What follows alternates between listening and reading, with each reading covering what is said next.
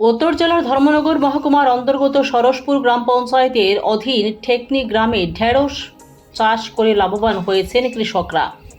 ঠেকনি গ্রামের ৬ নম্বর ওয়ার্ডের কৃষকরা প্রায় ১০ থেকে ১২ কানি জমিতে ঢেঁড়স চাষ করে ৩০ থেকে ৪০ কুইন্টাল ঢেঁড়স উৎপাদন করেছেন। উৎপাদিত ঢেঁড়স ধর্মনগর, কদমতলা, পানিসাগর, দামছড়া, দোস্তা, কাঞ্চনপুর ইত্যাদি অঞ্চলে বাজারজাত করা হয়েছে। এতে কৃষকদের ভালো আয় হয়েছে বলে তারা জানিয়েছেন।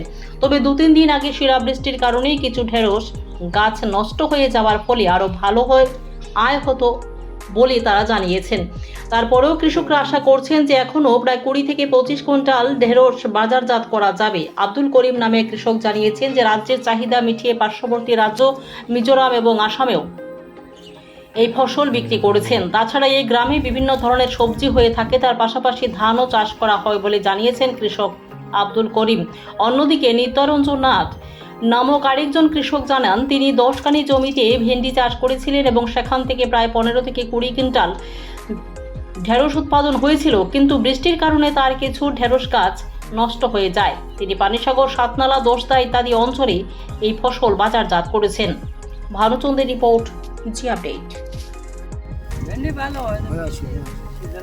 কতটুকু জায়গায় ভেন্ডি লাগিয়েছিলেন?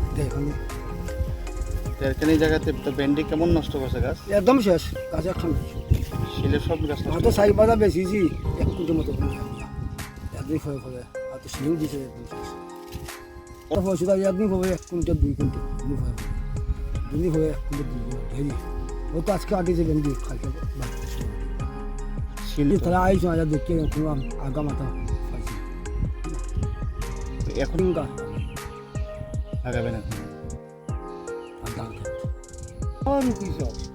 সব দিকে সবচেয়ে থেকে ভালো কি সবজি হয় এখানে? কিসব সব বাড়া আর সব বাদ।